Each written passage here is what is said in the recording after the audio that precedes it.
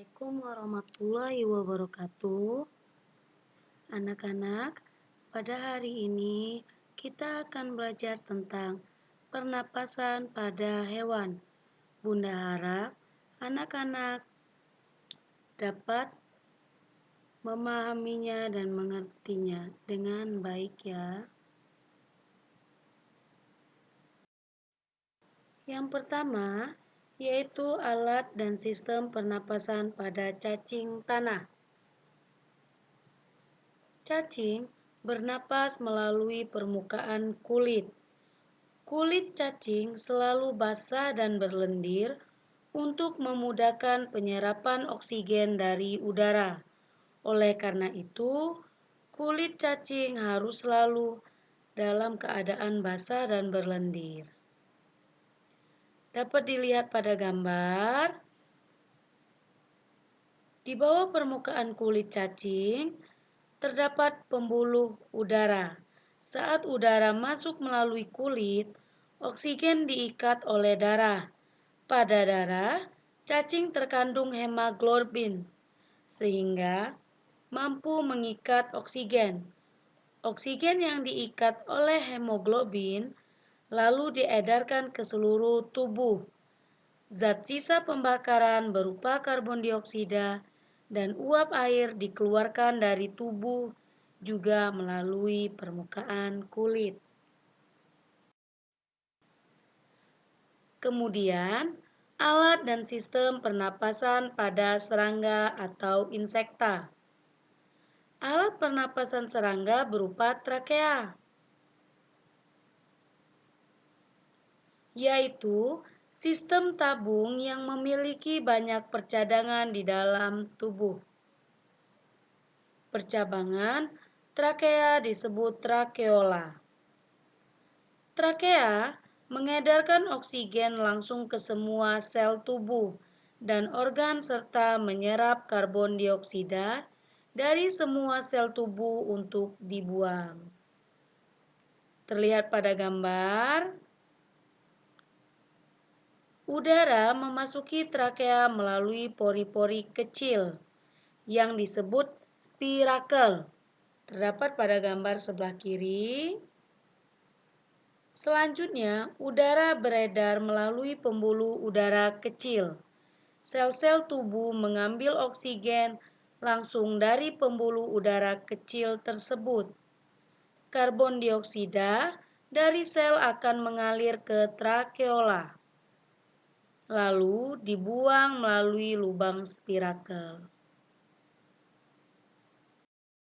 Kemudian, alat dan sistem pernapasan pada ikan atau Pisces. Semua makhluk hidup termasuk ikan memerlukan oksigen. Ikan bernapas dengan organ khusus mirip saringan yang disebut dengan insang. Insang berbentuk lembaran tipis berwarna merah muda dan selalu lembab. Insang dilindungi oleh selaput atau rangka yang disebut dengan tutup insang atau operkulum. Di balik tutup insang terdapat 4 deret insang yang saling tumpang tindih.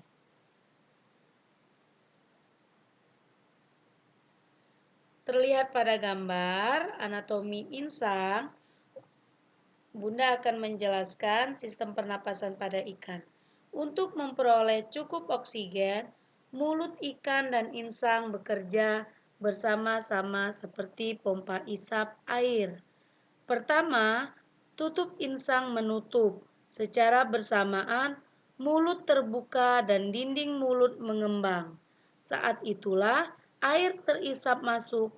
Kedua, rongga mulut menyempit dan mulut menutup. Secara bersamaan, tutup insang terbuka.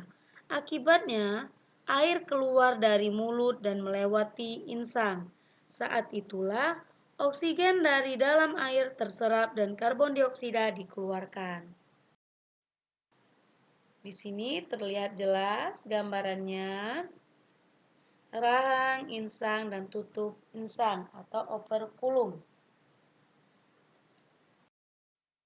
Selanjutnya, alat dan sistem pernapasan pada hewan amfibi. Pada kecebong umur 0 sampai 8 hari, insang berada di luar. Sedangkan kecebong berumur 9 hari, insang sudah terdapat di bagian dalam.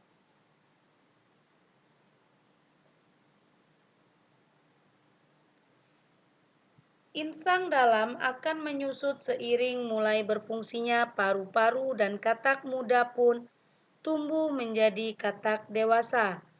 Katak dewasa bernapas menggunakan paru-paru dan permukaan kulit. Dan sistem pernapasan pada reptil. Reptil bernapas menggunakan paru-paru, yaitu sistemnya dengan cara udara masuk melalui hidung, lalu ke batang tenggorokan dan lalu ke paru-paru. Paru-paru reptil di dalam rongga dada dan dilindungi oleh tulang rusuk. Paru-paru reptil sederhana dengan beberapa lipatan dinding yang dapat membesar permukaan paru-paru. Namun, paru-paru kadal dan buaya lebih kompleks dengan beberapa belahan dan berstruktur seperti pons. Selanjutnya, alat dan sistem pernapasan pada burung atau apes. Burung bernafas dengan sepasang paru-paru. Paru-paru burung terletak di dalam rongga dada.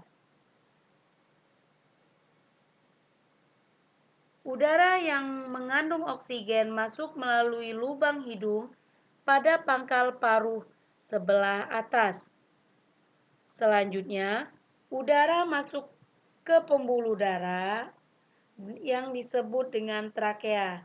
Dari trakea, udara sebagian masuk ke paru-paru dan sebagian lagi masuk ke kantong udara.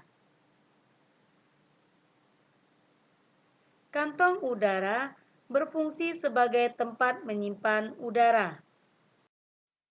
Yang terakhir, alat dan sistem pernapasan pada mamalia.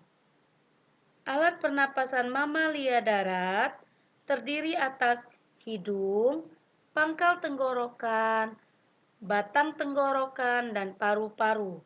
Sedangkan pada mamalia air, hidungnya dilengkapi dengan katup. Contohnya pada hewan lumba-lumba. Pada mamalia air, saat mamalia tersebut menyelam, katup akan menutup. Sebaliknya, saat mamalia tersebut muncul ke permukaan air, katup akan terbuka. Saat itulah mamalia air tersebut akan menghirup oksigen serta mengeluarkan karbon dioksida dan uap air. Sekian penjelasan dari Bunda. Anak-anak, Bunda akan memberikan tugas. Yang pertama, tugasnya adalah membaca halaman 2. Kemudian tugas yang kedua adalah jawablah pertanyaan di bagan berwarna biru pada halaman 3. Akhiri, semoga kalian dapat mengerti. Jika ada salah kata dalam pengucapan, Bunda mohon maaf. Bunda akhiri.